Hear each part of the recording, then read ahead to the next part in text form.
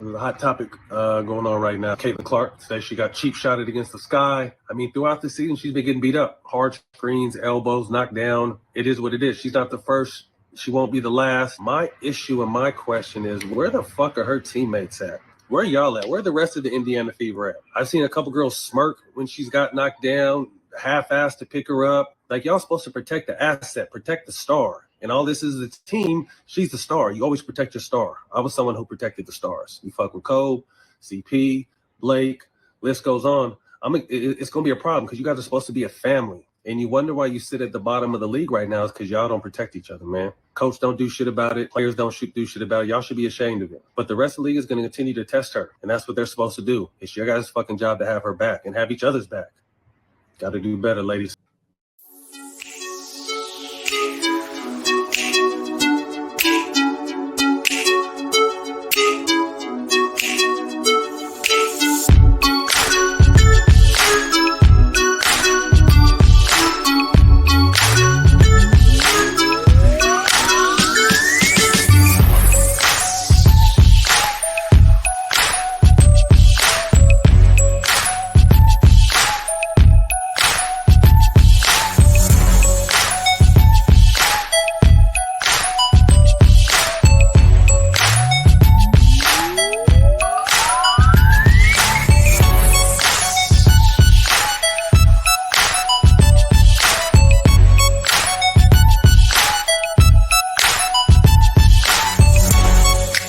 There's a hot topic going on right now. Caitlyn Clarke says she got cheap shotted against the sky. I mean, throughout the season, she's been getting beat up. Hard screens, elbows, knocked down. It is what it is. She's not the first. She won't be the last. My issue and my question is, where the fuck are her teammates at? Where y'all at? Where the rest of the Indiana Fever at? I've seen a couple girls smirk when she's got knocked down, half-assed to pick her up. Like, y'all supposed to protect the asset, protect the star. And all this is a team. She's the star. You always protect your star. I was someone who protected the stars. You fuck with Cole, CP, Blake, list goes on. It's going to be a problem because you guys are supposed to be a family. And you wonder why you sit at the bottom of the league right now is because y'all don't protect each other, man. Coach don't do shit about it. Players don't do shit about it. Y'all should be ashamed of it. But the rest of the league is going to continue to test her. And that's what they're supposed to do. It's your guys' fucking job to have her back and have each other's back.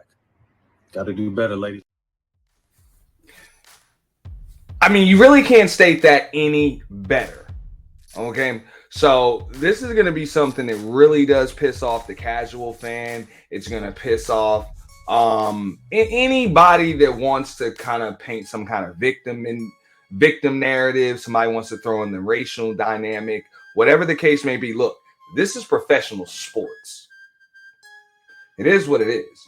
When you're talking about rolling the red carpet out for somebody, yo, that starts and stops on draft night. Matt Barnes, you're talking about, I don't know how many, 13, 14 years, in the league, plenty of experience, played on like 2 or 3 different championship teams. He understands what was up. He was known as what's called a glue guy. Okay?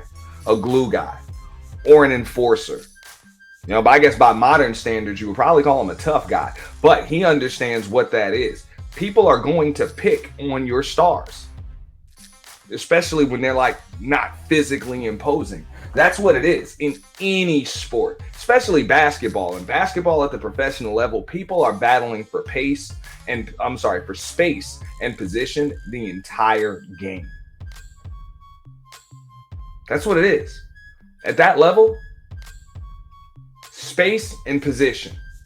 There's elbows, there's bumps, there's checks. There's all types of different stuff going on. But one thing you're going to hear here that you didn't hear anywhere else, at least I know I didn't hear it anywhere else, about how this Caitlyn chick just literally flopped. Okay? So I'm going to say a lot of things are going to piss a few people off right here. Okay? Look, I know the difference between somebody actually knocking somebody to the ground and somebody feeling a little contact and throwing themselves at the ground. This is one of the reasons why they started fining players in the NBA for flopping. Okay? That's when you throw yourself to the ground, you fall hard to try to get the referees to make a call. All right? It's textbook. It happens. We've all seen it. And we saw it right there on that play with Caitlyn. Now, Was the hit unnecessary? Was it unrelated to the actual basketball play? Yeah. Was it a legitimate flagrant one? Absolutely. Should that chick have been ejected from the game? No. Why? Because it's something that happens every damn game. You're a rookie. You're standing there flat-footed. Somebody is going to check you. This is the difference between people actually being fed and people working for their food. You're a pro now. It's a physical league. Suck it up, deal with it, take it. All of those chicks are getting lumps. They're getting bumps. And they've been playing like that since long before you got there. They're probably going to play like that afterwards too. All of the crying to the league and all of that stuff. No. Miss me with that. But just like Matt Barnes said, this is not even a league problem. This has nothing to do with the other players. They're all going to treat her like that because her fear of physicality, it's on the scouting report at this point. It's on the scouting report. So they're going to get physical with her. They're going to rough her up as long as that's keeping her at the bottom of the league, going 2-10 or whatever it is that their record is now. All right, and shooting 29% from three. They are not going to let you just shoot threes all day. Like, these are professionals. The name of the game is not let Caitlyn Clarke win. The name of the game is basketball. And the goal is to have more points than the other team when the clock hits 0. So if you guys like to shoot a shitload of threes and this chick makes them at a high rate, they're going to do everything they can to make sure she either doesn't make threes or she ain't as comfortable shooting the motherfuckers. That's her job. That's their job. Okay? Now, it's her organization. It's her team. All right? It's her coaches' jobs to put her in situations in which she can succeed. And it's her job to get stronger, tougher, work on her skill set. Find a way to put the ball in the basket. And in cases like this, you're going to have to find a way to stay on your motherfucking feet because we know the difference. All right, that shit might fool the casual basketball fan or even somebody that don't know a damn thing about the sport or sports in general. But we all know the difference between somebody knocking you to the floor, okay, and somebody just bumping you and you get caught off guard. You take a couple steps back. Okay? Miss me with that. All right? So you're even going to see it there. When she falls and hits the ground, she's not even looking in the direction of somebody that may or may not have hit her because she got blindsided. She's looking at the refs. Her concern is, hey, referee, you saw that? Somebody please call that. Like, get out of here, man. You know? Now, I'm not even knocking her because I see NBA players do it and do it consistently. And they don't, if they threw out a fine every time it happened, these players would be pissed. All right. You see 6'8", 6'9", 260-pound dudes throwing themselves at the damn floor every game trying to sell calls. So we know when Caitlyn Clarke did it. Yeah, that chick hit you. Yeah, it was out of line. Yeah, the referee should have blown the whistle, which they did. Okay, which they did. But you'll live. You'll live. It is part of the game, and it's not going to not become part of the game just because of that. So Matt Barnes hit the nail right on the head. The rest of the league is going to continue to test her as they should. Where are her teammates? What team does the front office have around her? Where are her sisters? Where are her soldiers? Where are her glue guys or girls? Gals. Okay? How much respect is she earning in that locker room? In practice? Does your team even respect you as the best player on the team? Or the toughest? Maybe that's why they don't ride for you. Maybe that's why somebody was able to just knock you down on national television and stand over you. Because at the end of the day, I know why the referees didn't make a flagrant foul call on the initial play. And that's because they didn't see one. They didn't see one. They knew that woman threw herself to the ground. So miss me with that. All right. But somebody else that echoes my sentiments here, we're going to bring up another clip. This is actually from Keyshawn Johnson. All right. This is a clip from Undisputed. We're going to play the audio, let you guys hear a little bit of that. Exactly what Angel Reese was talking about. It's not about one person. It's not. I've been watching WNBA since the first draft pick was Tina Thompson out of USC. Ever since that moment, I've paid attention to the WNBA a little bit more now because it's hype now. It's hype, it's popping, all of those things. Now the momentum with Caitlyn Clarke, she's hit it right at the right time. Mm-hmm. It was already coming. Women's sports in general, not just the WNBA, but women's sports in general. Sure. It's coming, and then all of a sudden she's parachuted in because of a successful career in college at Iowa. And then from a marketing standpoint, not just the WNBA, but the networks, people that follow, the blogs, all of that kind of forced and pushed the narrative to another level. All right. And what Keyshawn doesn't want to just say, and what a lot of folks, even on YouTube and other platforms, have been wanting to say, is that, look, let's just keep it real. Caitlyn Clarke ain't that special. This was an experiment, and it worked.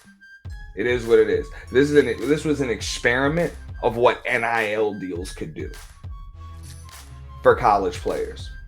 All right. College wasn't just a farm system for pros, but now it's a farm system for stars. It's a place where these big conglomerates can start making money a little bit earlier, all right, and they can manufacture their stars before they even get to the pros. That's what it was, okay? It's no secret that, women's college basketball, the viewership has gone through the roof in the last 2 years. NIL deals have been in existence for the last 2 years. Let's keep it real. Yes, Caitlyn Clarke broke all those records. Yes, she scored a bunch of points. But records are made to be broken. They get broken all of the time. Somebody's going to come through and break hers. It is what it is. Records have been getting broken for years. And there have been players that have come along that are clearly better than Caitlyn Clarke. Why have they not been getting this hype? Because there were no NIL deals to promote them while they were still in college. Okay? So this league is getting a bunch of that shine for the simple fact that they had the ability to actually have stars before they even came in. The WNBA has always had an issue with marketing. Okay? This is the first time ever that the marketing's been done for them beforehand. So when you start to look at her and you say, well, the only reason why those games are sold out is because of her. Well, you hit it right on the button, on the head. It's not true because she doesn't play for those teams. No. So you can't just say, well, it's sold out because of her. No, because you only get to see her a couple times a year if she plays in the game against those teams. But when you look at it, Skip, in 2023, before her arrival, the WNBA had the most people watching. It was up 21%. It was the most watched season, up 21%, okay, in 21 years. The attendance was up 16% from 2022. So we could just look at the numbers. The average attendance was 7,000 per fan, the highest since 2018. The total attendance was the highest in 13 years. So it was already coming. She just happens to be the girl who broke the records in college, played in the final, had this back-to-back finals. Back-to-back finals. It had this sort of rivalry with Angel Reese from LSU, and then the Connecticut situation, and then you had, was it Breonna Stewart or Taurasi? Diana Taurasi. Taurasi, after she beat Connecticut, said what she said, and it just became a thing that kind of fireball to a degree, and now we all looking at it as if it's her fault. Look, and this is a narrative that a bunch of people are going to spin. Nah, fuck the fault stuff. Okay, we're looking at it as if it's her fault and all of this other stuff. No. Look, a tremendous amount of pressure came her way when she decided to declare eligible for the WNBA draft when she did not have to. Okay, because of a global pandemic, she had the ability to be able to go another year in college. She chose not to. I mean, it's cool, but surely you're a pro now. They rolled out the red carpet for you on draft night. That is what it is. What they're speaking on are comments that were made by Angel Reese. stating that, hey, it's not just Caitlyn Clarke, it's her too. And yes, there were moments that involved Angel Reese, and Angel Reese's game is transitioning a lot better into the WNBA. But both of these women need a damn wake-up call. All right? And hopefully some of the older women, the veterans, what I'm hearing is a lot of the veteran players, both women and men's players, pretty much just telling this new class, like, look, this feeling of entitlement that you have, one feels as though they're entitled to a little bit of special treatment, maybe a lack of physicality or something like that. Things need to change, whatever. All right. And the other one, is all smiles and everything's good and all of that other stuff. And she's Bayou Barbie and you can't see me when she's winning. And then as soon as she loses, this isn't fair. This woman gets so much credit, and this isn't because of one player and all of that other stuff. Okay? No, I'm over-sexualized. Nah, miss me with that. All right? We know the difference between villains and victims. All right? We know the difference between heroes and sore losers. And at the end of the day, both of these ladies seem to be sore losers right now, because I don't hear this stuff when you're winning. Never do. Never do. So there is no feeling of entitlement. It shouldn't be any feeling of entitlement. That's the way it works. Miss Caitlyn Clarke in the pros, they're going to be extremely physical. They're going to be physical with you.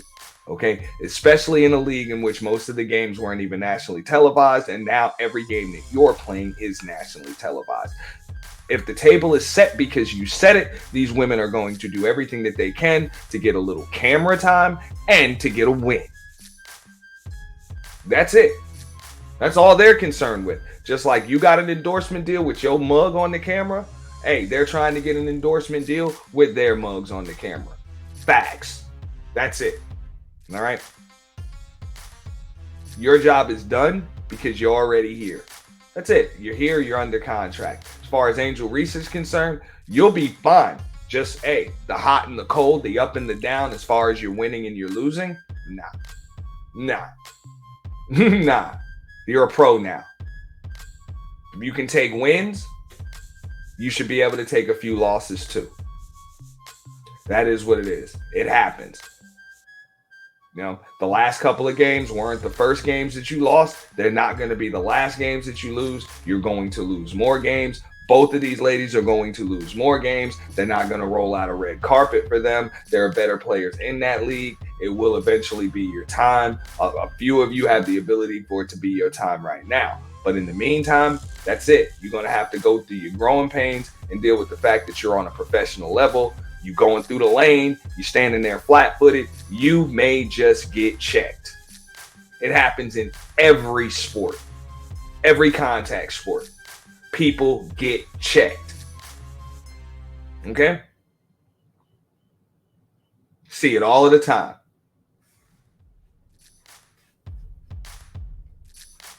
Was really not Caitlyn Clarke's fault. She just along with the ride. It's so many other women that have played in the WNBA that laid the foundation.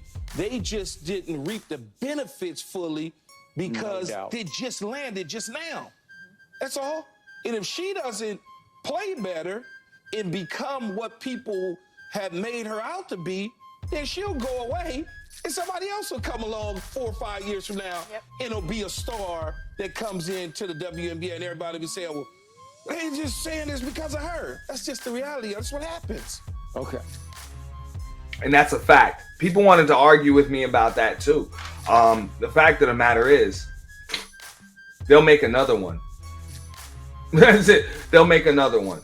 They'll hype somebody else up. All right.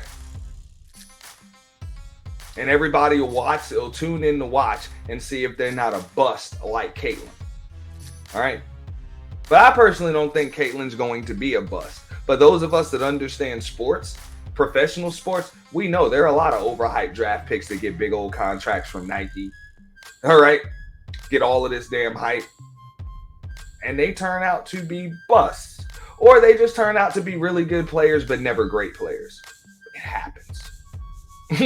It happens. Sometimes the game doesn't transition well, you know what I'm saying, from the college or overseas or wherever they're from, you know, or in some cases back in the day from the high school level. A lot of times that doesn't transition well to the pros, or sometimes these players don't end up in the right situations. They just don't end up in the right systems. You know? They don't end up with the right coaching staff in the right organizations. It happens. You know, sometimes they take catastrophic injuries. I'll knock on wood. You know, I don't want to see any player take an injury, but this stuff happens. So for all of the people that think that the fate of any one particular sports league rests on one person, hell no. Hell no, it never does. It never has, and it never will. You know, they thought the NBA would be done when Michael Jordan was gone. And then came Kobe Bryant. Then came LeBron James. Then came Steph Curry. Then came Kevin Durant. You know? Then came Nikola Jokic, Luka Doncic, Giannis, all of these guys. Zion. There's going to be even more coming after that.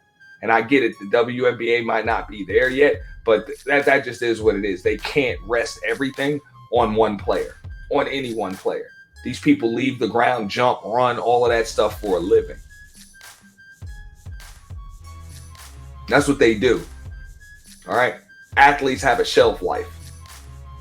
So if that league wants to be around for the next 50, 60, 70, 80, 90 years and actually start to turn a profit, they're supposed to use the eyes that Caitlyn Clarke brought to that league and focus those eyes on their other stars and their other players and their actual league in the spirit of competition. So this is something I'm not very fond of. You know, I mean, I definitely didn't agree with if they were going to throw wokeism in and all of that other stuff and equality and equal rights and this isn't fair. But as far as what happens in between those four lines and while the clock is running, while both of those teams are just battling to have more points than the other one when the clock hits zero, yo, that chick is fair game. That is what it is. She's no different than anybody else out there. She is not being treated any differently than any other rookie and or star rookie. It is what it is. You know, them women are going to continue to test her. So on that note, we're going to get up out of here, kind of finish this up. Peace.